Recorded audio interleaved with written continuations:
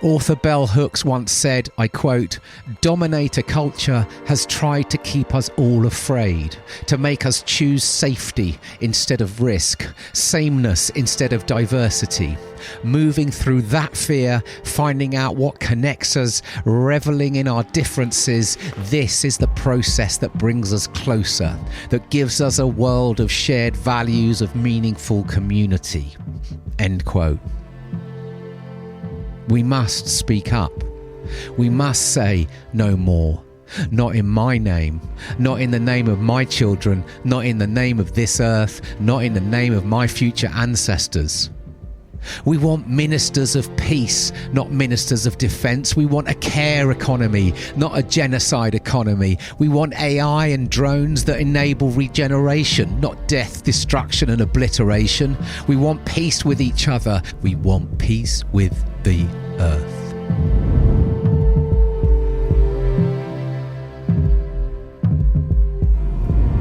You're listening to the Spaceship Earth podcast with me, Dan Burgess. The story of Spaceship Earth is simple. We live on a life-giving rock called Earth, hurtling through space. Like a spaceship, we have a finite amount of supplies with an intelligent operating system called nature, which keeps everything replenished as long as we all respect it and participate wisely. In this podcast, I'm in conversation with folk involved in regenerating life, shifting consciousness and reimagining how we can live more beautifully and peacefully. I talk with artists, writers, activists, designers, adventurers, healers, farmers, creative mavericks and more. Their stories invite us to participate in the co-creation of life-sustaining cultures, in service to life, becoming crew on Spaceship Earth.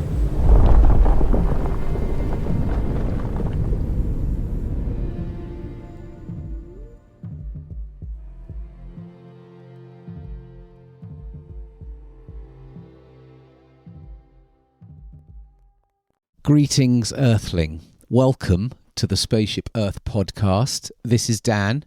Thank you for tuning in. It's much appreciated, means a lot. As part of this new season of recording, I'm experimenting with some different formats beyond the guest conversation. These will happen alongside the guest conversations. These are audio essays of sorts, things which perhaps started life on Substack, which I am evolving into sonic offerings. These are musings, ramblings, explorational riffs. I'm not sure exactly what they are, but hey, they help me make sense of a world that no longer makes any sense. And maybe they'll be helpful to you. Back in 2023, I hosted a conversation with writer Dougal Hine, exploring his book At Work in the Ruins, which is episode 64. In it, he spoke of Italian philosopher Federico Campagna and this idea of being born into the ending of a world where the future no longer works. Sometimes you're born into the end of a world. This is a thing that happens. Worlds have ended before. How do you know that you were born into the ending of the world that you were born into? Well, the symptom of it is that the future no longer works.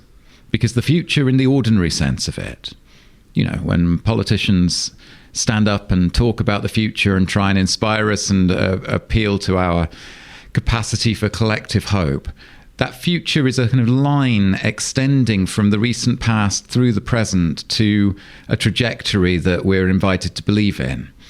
And if you're, as Vanessa says, if you're born into a place where the story is expired or expiring, if you're at the end of a world, then you're at the end of the arc of story through which that world makes sense. And when people try to appeal to the future, it doesn't sound very convincing anymore. The dominant story of this world that we live in no longer makes much sense to me. The future no longer works. This story of eternal progress, separation, individualism and getting ahead of everyone, growing extractive economies created from a living earth, warfare, weapons and lethal armies, criminalisation of peaceful, non-violent protesters, staying silent to genocide and the ongoing oppression of people who aren't white. The story of nature as something over there to be exploited and controlled, and climate breakdown as something not really happening that we can control through technological fixes. None of this no longer makes any sense to me. This world is ending. The future no longer works. But of course, life continues. Earth continues because it's humans who world worlds. We create and construct the worlds we inhabit every day. And we in the West are living today in a world that has been worlded over hundreds of years, mainly through empire, exploitation, colonialism, capitalism and neoliberalism. It's a world worlded upon separation from all that is more than human, created with vast quantities of extracted energy and materials. This world is unraveling at pace. And the maps we've been navigating with, the maps we've been using to build and organise this world, are spoiled, damaged, no longer viable for life itself. We are lost. I offer this based on something I wrote in early June called Composting Spoiled Maps. How do we navigate a world enmeshed in violence and dance towards regenerative futures? So, buckle up, we're going in.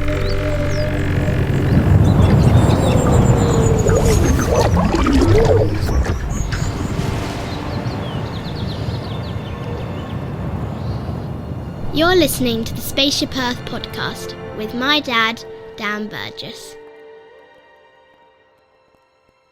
Perhaps you've read the essay by Chris Hedges, The Last Days of Gaza, on Substack.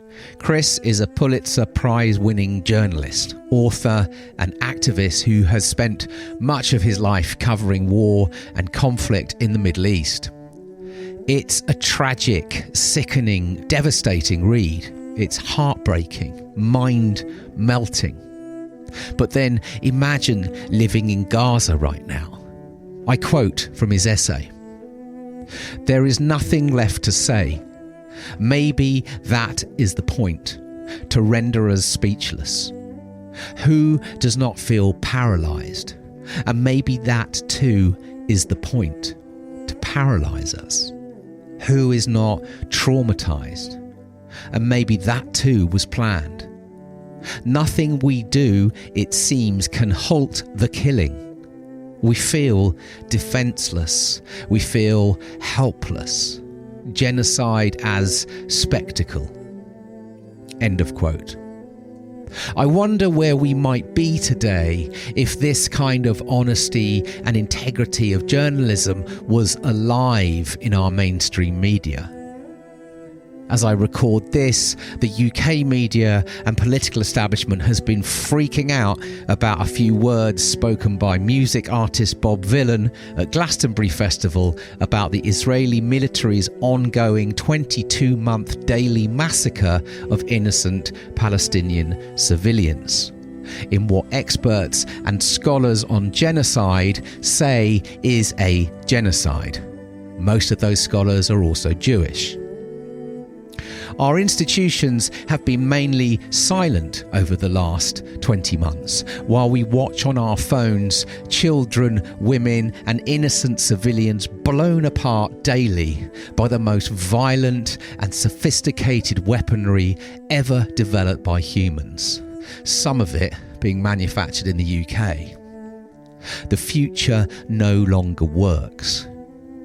I recommend reading Chris Hedges' essay, bearing witness to this horrific suffering in these unraveling times as they get more extreme, which it feels like they surely will. And I think he's also speaking to whiteness, something we've dived into here before with Bioakomolafe.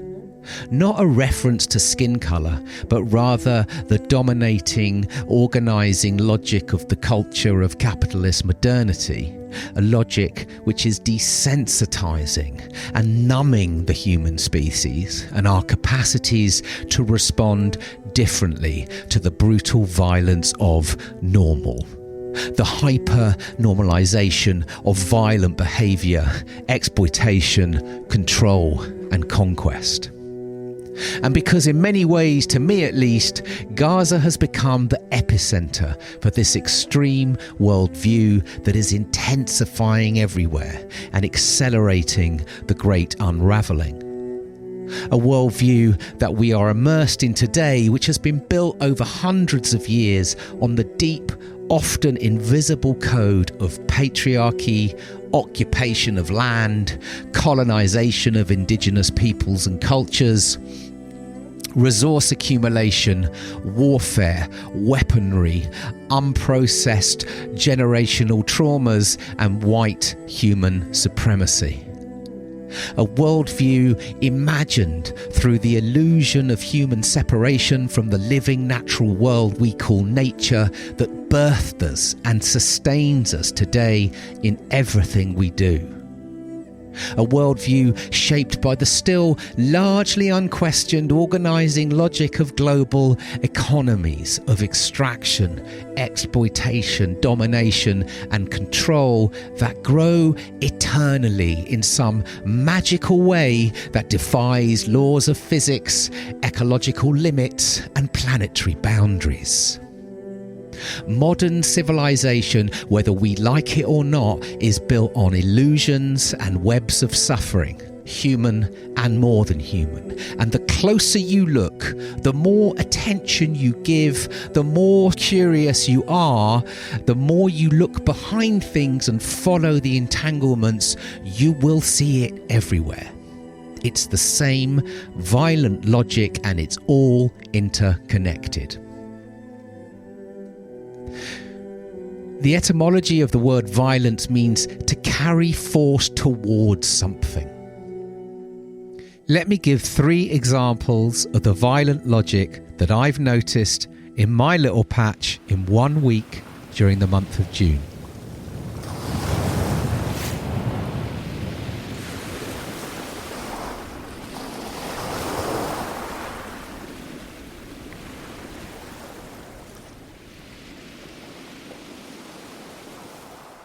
In June was the United Nations Ocean Week. The gathering this year in France focused on ocean protection. I spent many years working with ocean activists, conservationists and NGOs trying to raise consciousness of ocean literacy, which among several things is about increasing understanding in our modern human cultures that the ocean is the main life support system on Earth, the main climate regulator, the main water cycler, and that due to a miracle of multi-species relationships out at sea, the ocean generates over 50% of the oxygen we all breathe. Every second breath you take, oxygen from the ocean, even if you live in a busy city far from the sea. So, we might want to treat the ocean as the magnificent sacred life force that it is. As Captain Paul Watson once said, if the ocean dies, we die. Much of this year's conference was about shifting global policy around industrial fishing practices and the huge government subsidies which support these off-the-scale approaches and are funding the ongoing destruction of the ocean ecosystems. If you've not seen David Attenborough's new documentary Ocean, you must. They have captured this on film. It's like fleets of bulldozers birthed from the Death Star operating on the seabed 24/7. It's totally messed up. You can't make this stuff up.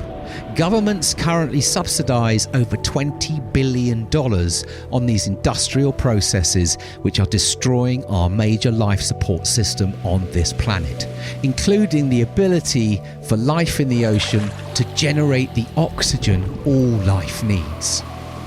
Right up there, in my view, for the most absurd example of the ongoing illusion of human separation from greater nature in these modern times. As on land, extractive, violent approaches to colonising the ocean and all its beings, controlling and hoarding resources, destroying life as fast as possible to commoditise it for the global death economy in order to maximise short-term profits, are destroying these complex systems and their abilities to regenerate. Systems that have taken millions of years to form, that we are breaking in just a few decades. Violent logic entangled with financial capital is foundational to the current crises in the ocean. The maps are spoiled. The future no longer works.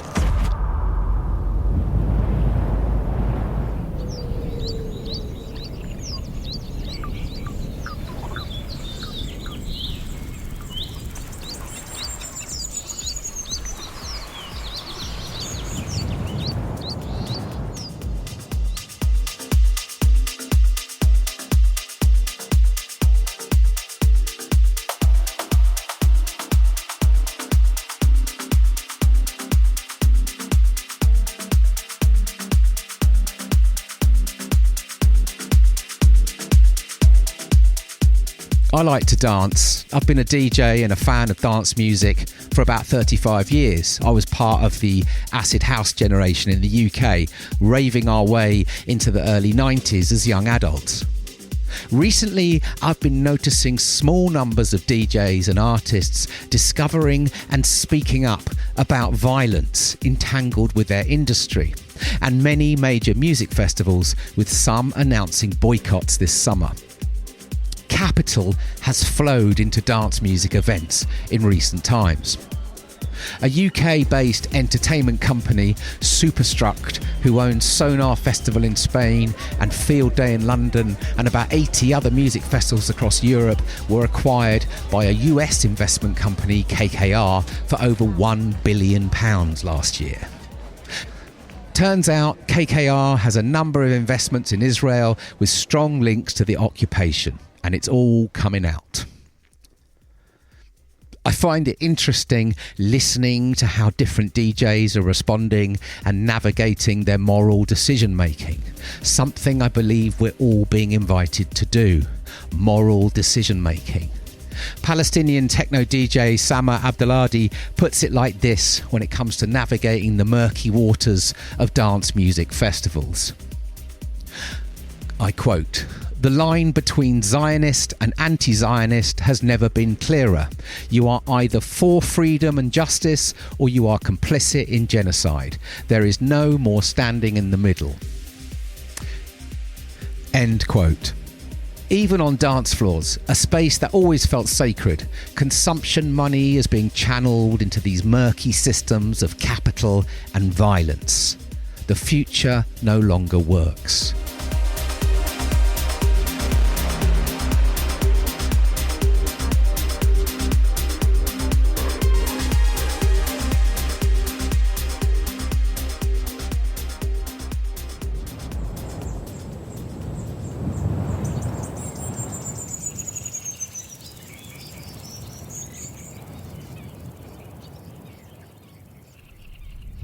Capital seemingly mediates every relationship and interaction we now have. Where we live, how we eat and move, how we dress, where we educate, how and with whom we socialise, how we communicate. And violence is the default operating code which underpins this current form. Living things have to die. Resources must be captured, extracted, controlled, exploited and commodified. Some humans must work in horrific conditions to enable this. All human relationships ultimately must be monetized for capital to keep growing. It's a death economy we are living in, enmeshed in extraction, suffering and warfare. The latest AI gold rush is now apparently military applications of AI, with Spotify's founder recently leading a €600 million funding drive. From streaming music to lethal weaponry to destroy humans. The future no longer works. And of course, climate and ecological breakdown is being driven by this destructive logic, because the living world is what these systems are built from and upon. Everything is taken from the earth. Nature is our slave. And this violent logic, at the scale it now operates, is totally incompatible with the operating system on spaceship Earth. Totally incompatible with life itself. That complex operating system that sustains life, including humans, as far as we can tell, runs on relationships, limits, entanglement, limits, cooperation, limits, reciprocity, limits, and mystery. Love, essentially. The economy of life runs on love.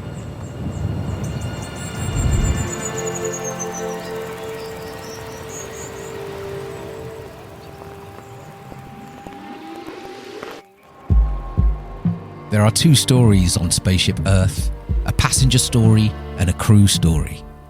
The passenger story is based on extraction, transaction and distraction, and it's leading us towards collapse. The crew story is based on connection, cooperation and participation. It leads towards regeneration. You're listening to the Spaceship Earth podcast with my dad, Dan Burgess.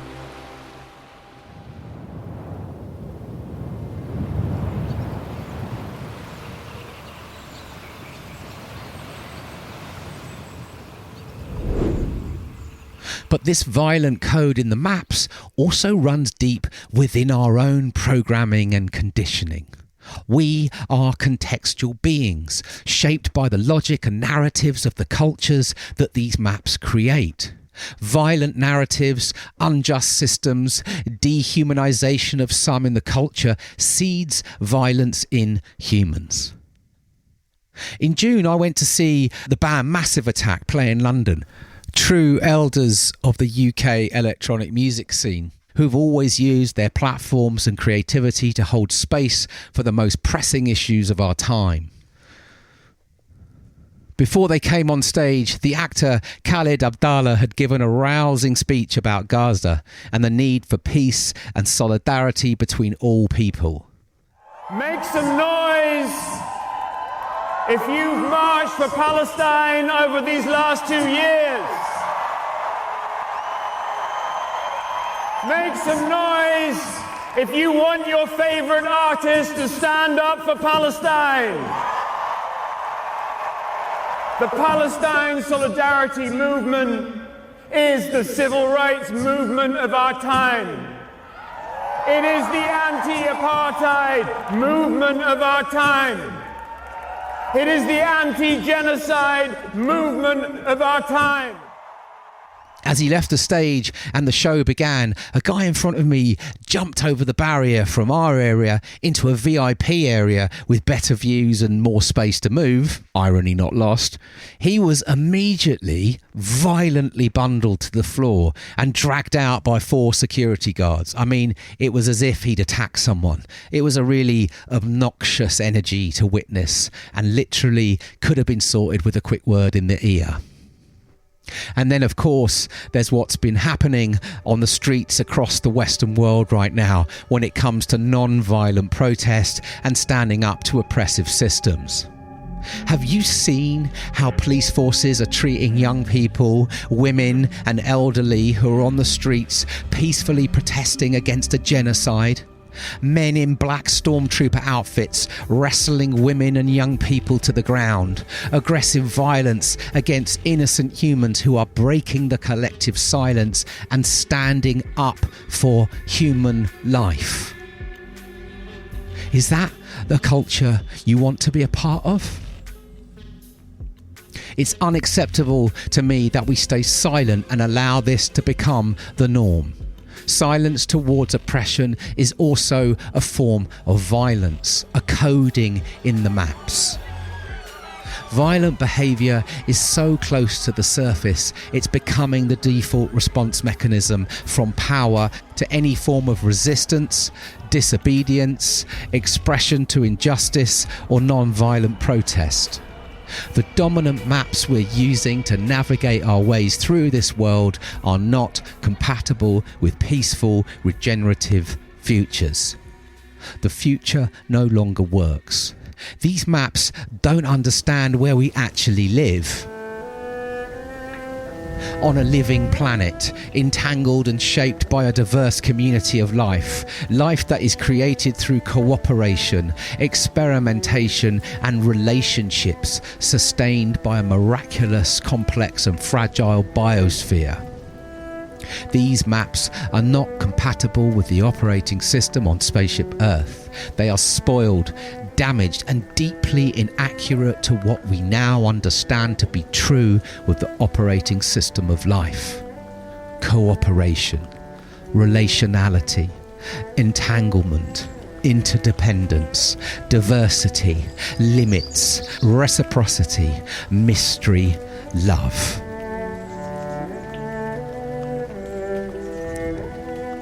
The maps our dominant systems and institutions are still using to organise and navigate this world are deeply coded in a violent logic, even if we cannot immediately see it or want to believe it.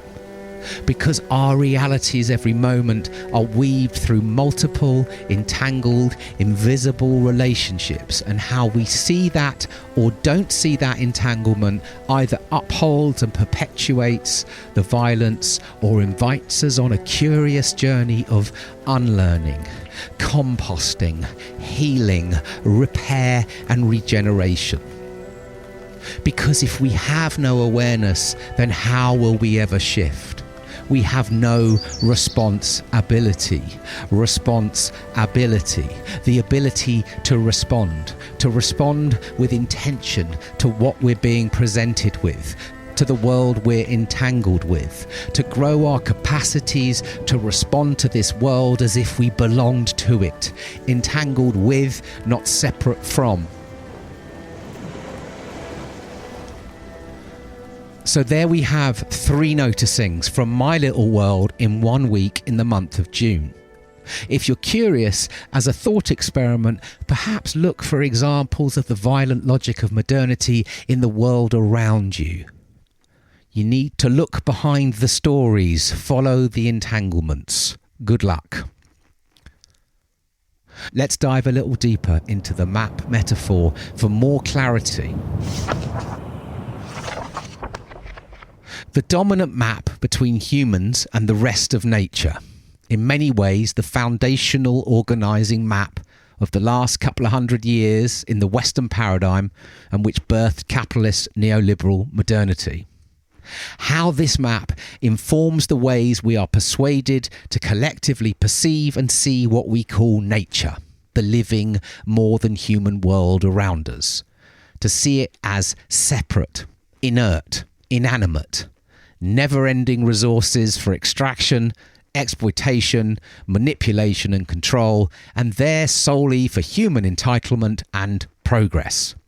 Instead of a map that sees the natural world as entangled with humans as part of nature, not apart from nature, all life as sentient, animate, intelligent, as more than human kin, with freedom and rights. How the dominant map of empire informs us how we, at least in the West, should see and perceive others not like us, as the massacre of humans in Gaza, which we have been watching live stream for 2 years because of the dehumanization and racism toward Palestinians, instead of seeing solidarity with our fellow human beings as kin. How the dominant maps of economics tell us how we must accept the violent logic of the economic systems as normal and essential for human progress. Competitive economies that grow eternally through intensive and extractive material and energy use, viewing productivity as the way of measuring success, instead of diverse economies of degrowth, well-being, localization, bioregionalism, donut economics, post-capitalist realities, and seeing the health and well-being of all life as the true way of measuring success. The maps of Western democracy, a small group who dominate and control the power structures and decision-making on how power responds when people resist and stand up to injustice. Power over fascism, oppressive militarised police, dishonest gaslighting media, instead of power with peaceful dialogue, citizen participation and non-violent communication.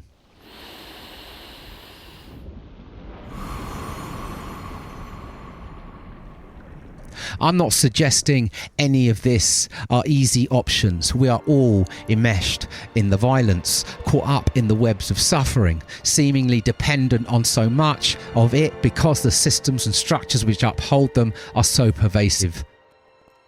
But there are so many alternative approaches growing from the ground up, communities beginning to create with codes of care, connection and trust, carrying love towards something.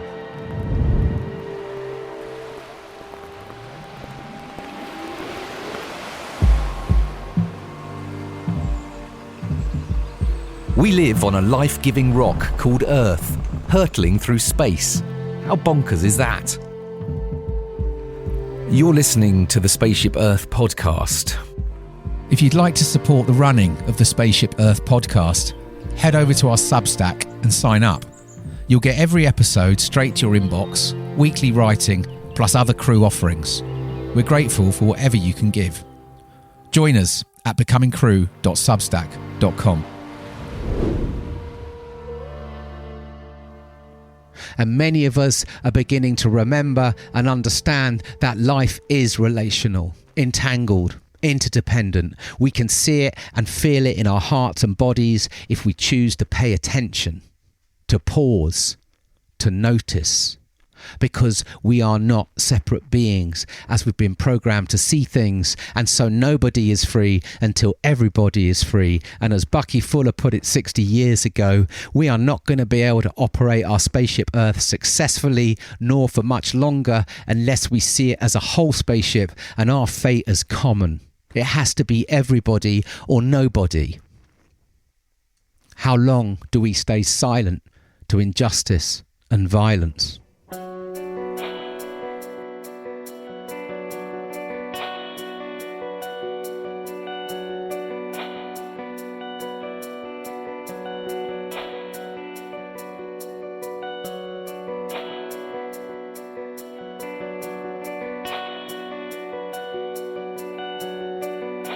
I shared Chris Hedges' last days of Gaza on Instagram the week he posted it. I had several messages from folks saying, "What do I do? What do I do? What do I do? What do I do? What do I do? What do I do? What do I do?" Possibly the question of our time. I understand that feeling of helplessness and fear. I'm often drowning in it myself. It's exhausting. I've felt mentally paralysed in these months, more so than I can ever remember. Perhaps that's what happens after watching live stream genocide for 22 months while media and politicians gaslight you that nothing is going on. But I've been taking that question out to my oak friends of late. And I'm wondering, how long do we continue saying that and just keep on feeling helpless? What are we actually meaning with these words? What do I do? What do I do? Is it a desire for a feeling of safety? Is it a fear of discomfort, not knowing and being lost? Is it a need to be understood, to fix, to control? The oppression and violence won't stop if we don't learn to respond in new ways. It will move to focus on other bodies, and chances are it will meet us all soon. It reminds me of something Vanessa Andriotti said to me in an episode, a saying in Brazil. It's a saying in Brazil that says that in the situation of a flood, it's only when the water reaches your bums that you can actually swim. Before that, you can only walk or wade in the water. And the waters are definitely rising for more people. But how they reach the bum, it depends on the context, where you are and what's happening around you. In the situation of a flood, it is only when the waters reach your waist that you can actually swim. The waters are clearly rising, but maybe they're still not high enough for many of us. And perhaps if you are asking, what do I do? Maybe the real work we're here to do is now upon us. As Wendell Berry once said, I quote, "It may be that when we no longer know what to do, we have come to our real work. And when we no longer know which way to go, we have begun our real journey."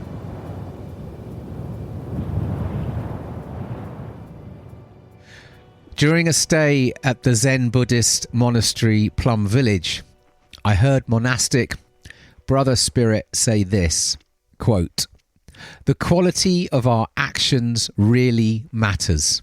If we want a world of care, then love and care has to be the fabric of our every moment.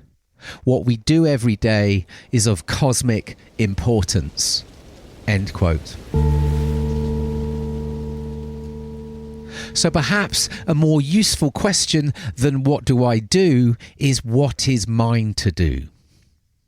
In the composting of these violent codes, in the letting go of these spoiled maps.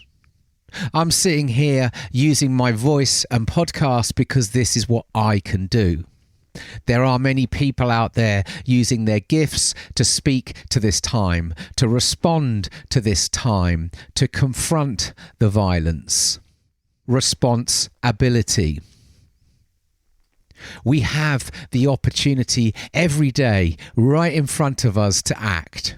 The choices we make, the decisions we take, the ways we show up, how we talk to each other, who we talk to, who we don't, who we notice, who we don't, the things we give attention to, what we stay silent to, how we relate to this earth, how we see other beings. In every moment, we're being offered the opportunity to reject the separation story, the selected empathy, the violence, the silence, to begin the letting go.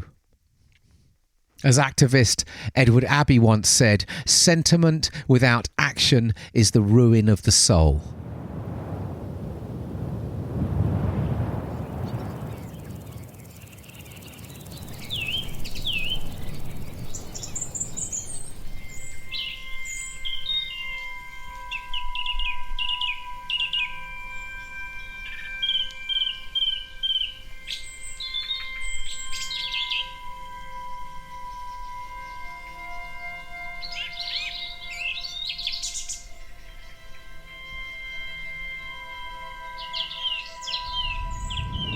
Anyone who tends to a garden or a veg patch, growers of wild things, knows that preparing the soils for new growth begins by paying attention to what is already there.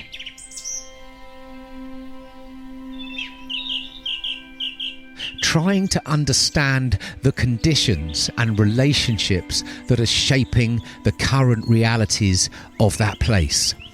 Exploring what might be dominating or contributing towards unhealthy conditions, and what might be needed to create renewed health and resilience.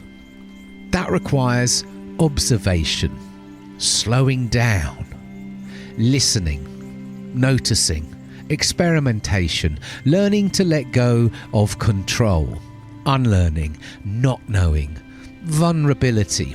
It needs practice. It requires humility. The etymology of the word humility is connected to humus, the Latin word for earth and ground, soil, and where the word human also comes from. So perhaps we're being invited to find our way home by clearing old space and thoroughly composting the materials, including the messy, difficult, complex, gross shit. The shame, pain, grief and fear, letting go, tending to endings with attention and compassion.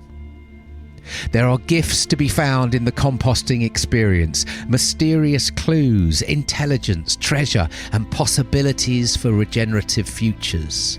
This is what releases vital nutrients for new forms of growth, health, and possibilities.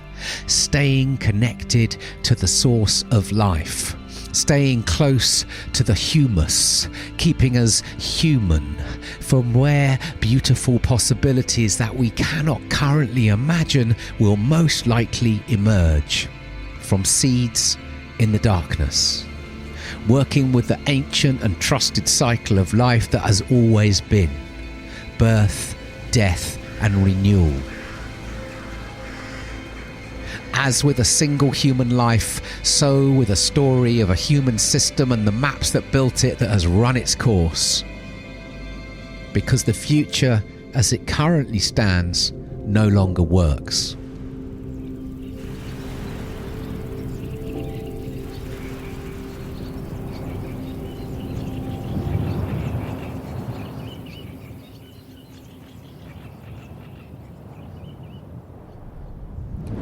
If we want to find our way through these increasingly violent times towards peaceful cultures of regeneration, I've come to believe that dedicating regular, intentional time and space to fully compost the violent codes that created the spoiled maps that have led us to this present moment is essential. Some might call this decolonizing work, to truly put to rest the violent norms of capitalist modernity shaped by hundreds of years of colonization, exploitation, extraction, trauma, and the illusion of separation. Norms that have created the codes that now maintain the death economy, in all its speed and insatiable demand for materials, energy and bodies, the life it needs to destroy in order to continue as normal. And to break down the destructive ways of seeing and being which are alive within all of us, often without our awareness, as well as the many stories that we're carrying that uphold these ways of seeing. That requires practice, my friend. It requires becoming curious noticers and unlearners. How do we cultivate the art of knowing how to tend to the present moment? How do we learn to notice and manage the feelings of pain and anger when they appear? How to learn to put our fears to rest? How do we resist these systems that consume us? This is the work. As the monastics at Plum Village say, there is no way to peace. Peace is the way. Present-centered action. Because while the immediate desire is often to find the new maps, to keep going forward, to seek solutions, innovations, answers, to get more people to get it, and to avoid the uncomfortable questions and feelings, and while that is understandable, the great and real danger is we continue with the desensitization and numbing, the othering and apathy towards collective meaningful action, to perpetuate the violence and silence. Silence to the violence is part of the violent code. Silence towards the violence of other beings. Silence towards the violence to Earth. Silence towards the violence to other humans not like us. Silence is part of the violent code, and the violent code runs deep.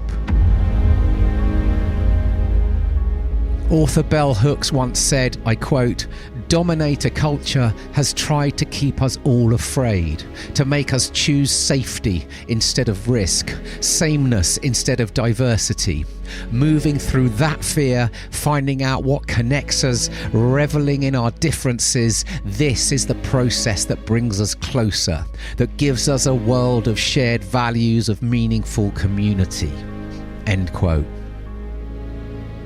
We must speak up. We must say no more. Not in my name, not in the name of my children, not in the name of this earth, not in the name of my future ancestors. We want ministers of peace, not ministers of defence. We want a care economy, not a genocide economy. We want AI and drones that enable regeneration, not death, destruction and obliteration. We want peace with each other. We want peace with the earth.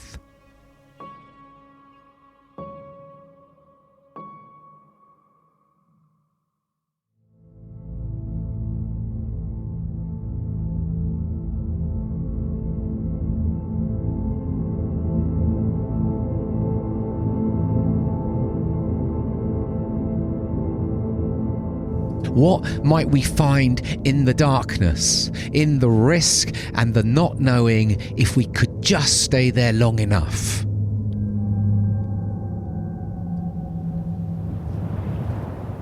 This is not an either or binary choice, it's both and. Composting the violence fuels regeneration, fertilizes imagination, nourishes our collective empathy, binds us in community, accelerates and multiplies possibilities. Composting is symbiotic with regeneration, with action. This is not quick work, this is generational. We are entering a long, long journey of uncertainty. What grief worker and writer Francis Weller calls the long dark, a cultural initiation perhaps. This is long time, cathedral thinking, seeing and being. Working intentionally now for the futures that we will not see and learning to be okay with that, to be excited by that.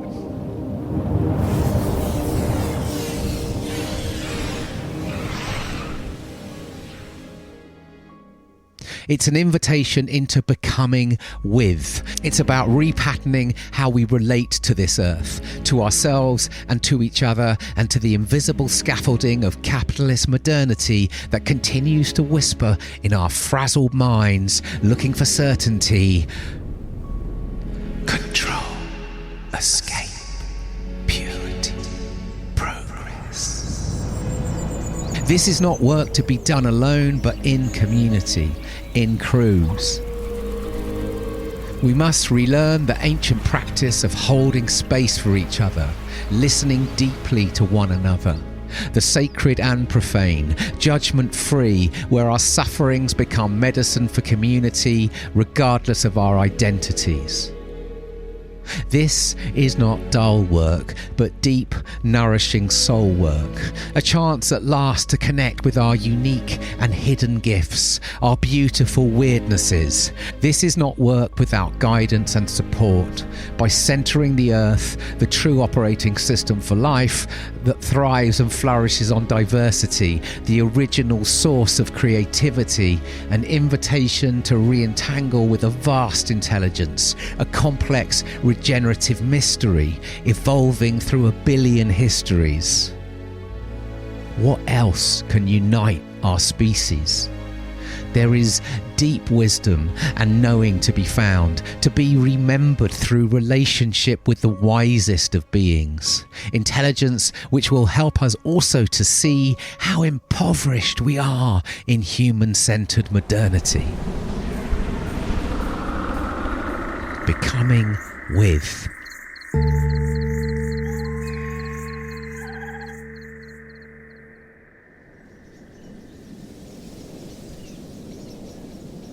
If we begin to make space for letting go of these destructive ways of being, if we learn to trust the heart, the gut, the land, heart, gut, land, land, gut, heart.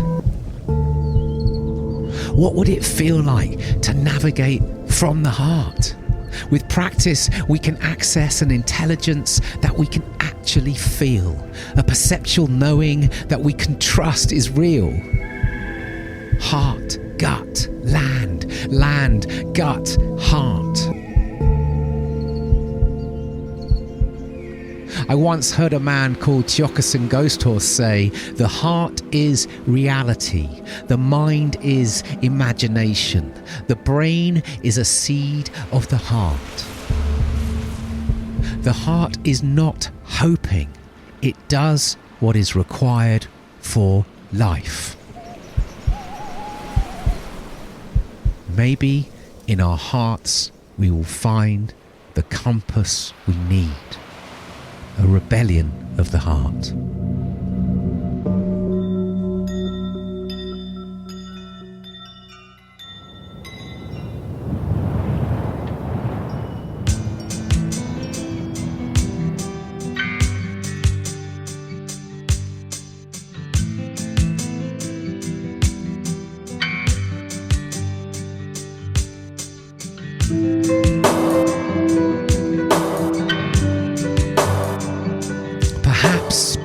Perhaps the most revolutionary act right now is to create space to gather, connect and commune with our fellow humans and more than human kin.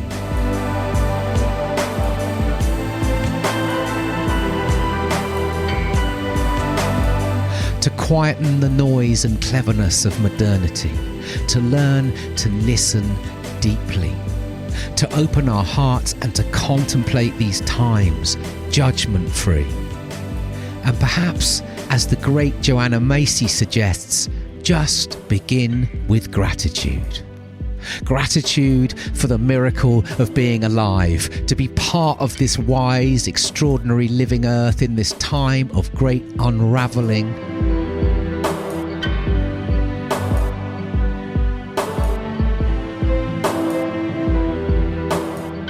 So yesterday we looked at the spiral and saw that this beginning in gratitude is so grounding, it's so strengthening, so giving us a sense that we have a right to be here, like the breath does. And you know, you can turn to gratitude at any moment.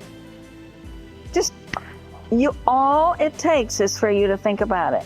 And you can click on switch to that channel, because the great open secret is it is not dependent on external circumstances.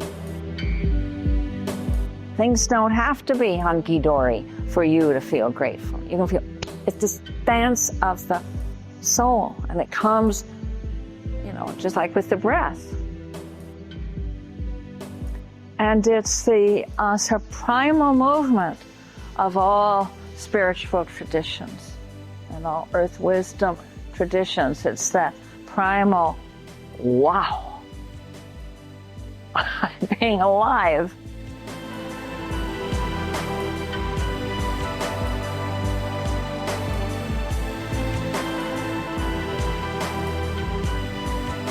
There is joy, connection and possibility to be found in the uncertainty, staying with the questions together, becoming with each other, trading certainty for curiosity, transaction for tending and distraction for presence.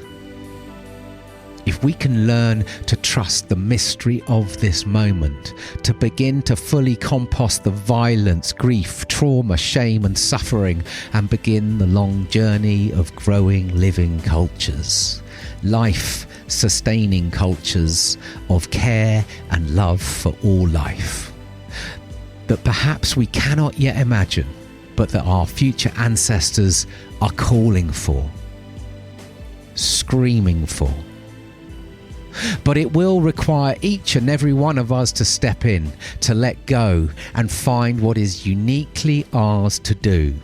Because this future is not a scalable, centralized, controlling capitalist thing. That future no longer works. It's about learning to dance with complexity, contradiction, grief, beauty, horror and surprise without abandoning the dance floor. So, let's dance and compost our shit together. I'll finish with these words from Francesca Albanese, legal scholar, expert on human rights and United Nations Special Rapporteur on the occupied Palestinian territories. I quote, "There is no glory in upholding a system that enables and defends genocide. Step away and help build alternatives rooted in safety, dignity and equality for all without exception." End quote.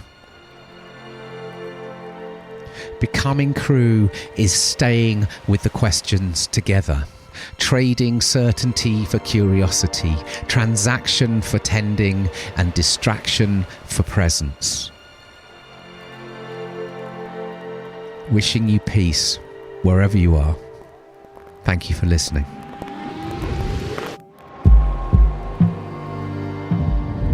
If you'd like to support the running of the Spaceship Earth podcast, head over to our Substack and sign up.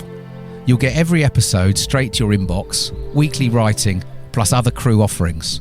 We're grateful for whatever you can give. Join us at becomingcrew.substack.com. This podcast is created in service to life, for you. It takes time, funds and energy to make. If you'd like to contribute to the running costs, you can donate the price of a cuppa or a pint. Find the link on our website.